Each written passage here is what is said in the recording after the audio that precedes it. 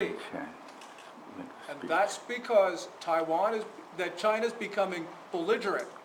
It's losing friends around the world, and that is going to help Taiwan. I think we need a little background.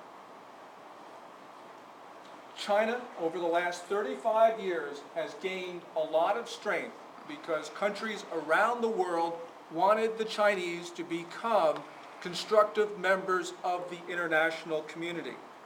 And therefore, countries around the world were patient, tolerant, and even indulgent toward China, and they were forgiving the Chinese for uncooperative and unfriendly behavior. The theory was that China would eventually become a constructive member of the world, and it was going to help us solve all of those great challenges that we now face. This was especially true in the post-Cold War period, where people thought that the world was flat. You remember Thomas Friedman wrote that the world was flat? That was once a very popular phrase. Well, policymakers thought that everybody in the world was getting rich, and so therefore we could afford to wait for China to really come and help us. Everyone thought that we could integrate the authoritarian Chinese state into the liberal international world system. That was the theory. Yet at this moment, more and more people are starting to believe that that's not going to happen, that it hasn't happened, and it's not going to happen. Beijing, for many years, was moving in the wrong direction. So, for example, China proliferated nuclear weapons technology to Iran, and it helped the mullahs by strengthening them, by buying oil and gas and trading with the mullahs. Beijing gave increased diplomatic and material support to dangerous and unsavory regimes like Zimbabwe and North Korea, even after the sinking of the Chonan, which is that South Korean frigate that occurred on March 26, loss of 26 sailors. And, as we all know, China was pursuing aggressive territorial claims, where, in addition to other claims, it declared as its own the continental shelves of 7 other nations and the entire South China Sea. That included, by the way, Taiwan's continental shelf. In addition to all of this, Beijing's unjustifiable and dangerous harassment of 2 unarmed U.S. Navy information gathering vessels in the South China and the Yellow Seas last March just showed that China did not intend to accept international norms and that it was willing to use tough tactics to get what it wanted. Chinese vessels even tried to steal a towed sonar array from one of the American ships, and that attempt constituted a direct attack on the United States. China has even attacked at least 1 American satellite with a laser with the apparent intention of blinding it, and that occurred in 2006. And then there was China's increasingly aggressive cyber warfare campaign against all the other nations in the world, except, of course, North Korea and Iran. While all of these activities on the part of Beijing continued, American policy towards China did not change. As a matter of fact, as the Chinese became more hostile, America became more friendly.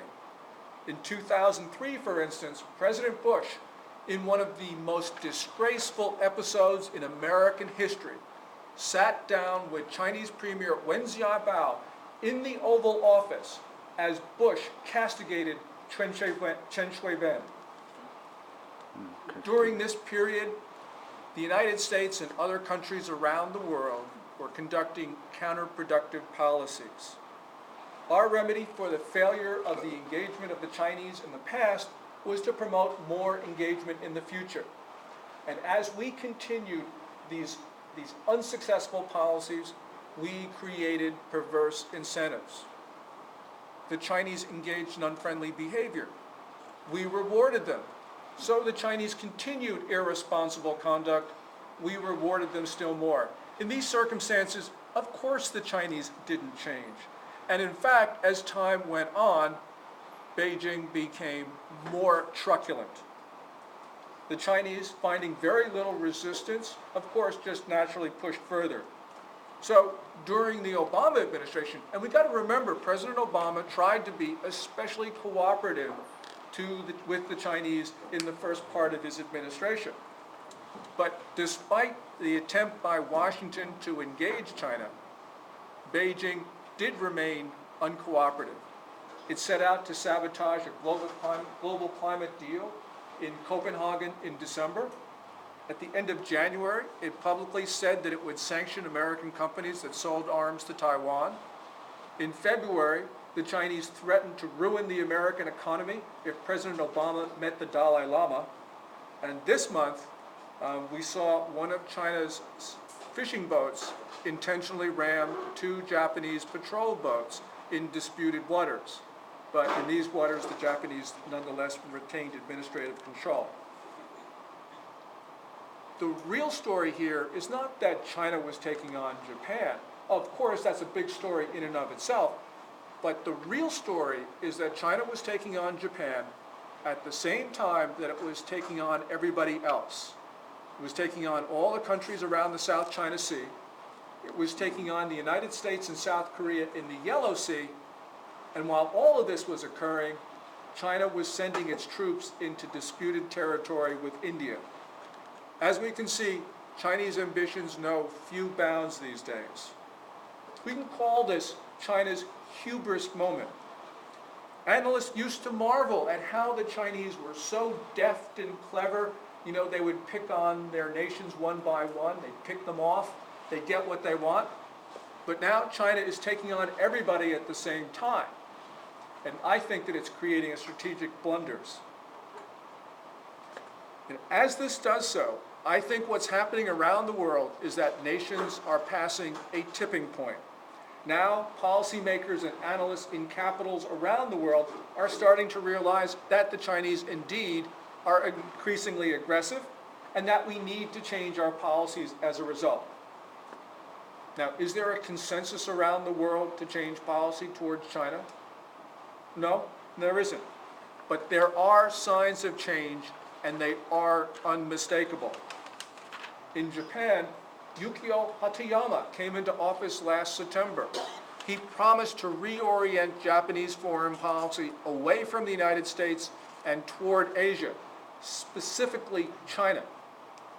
But now Hatoyama is gone. There is now a new Japanese Prime Minister, Nato Kan, who has a much more friendly policy towards Taiwan and the United States. And it has a new foreign minister, Seiji Mahara, who has publicly said that China constitutes a threat to its neighbors. Although the Japanese this week were indeed intimidated by Beijing's tactics, which included cutting off the export of rare minerals to Japan, nonetheless we saw Japan this month take on Chinese expansionism. And in this episode, China delegitimized its friends in Japan. You know, as the Japanese released the fishing boat captain in the last few hours as a way to try to get relations with China back on track. In other words, the Japanese were making concessions to the Chinese. What did the Chinese do? They turned around and demanded an apology from Japan plus compensation. And what that has done, of course, is that it shows that China cannot be appeased. In South Korea, we have a new conservative president, Lee Myung-bak, and the president and the South Korean public have been shocked and both outraged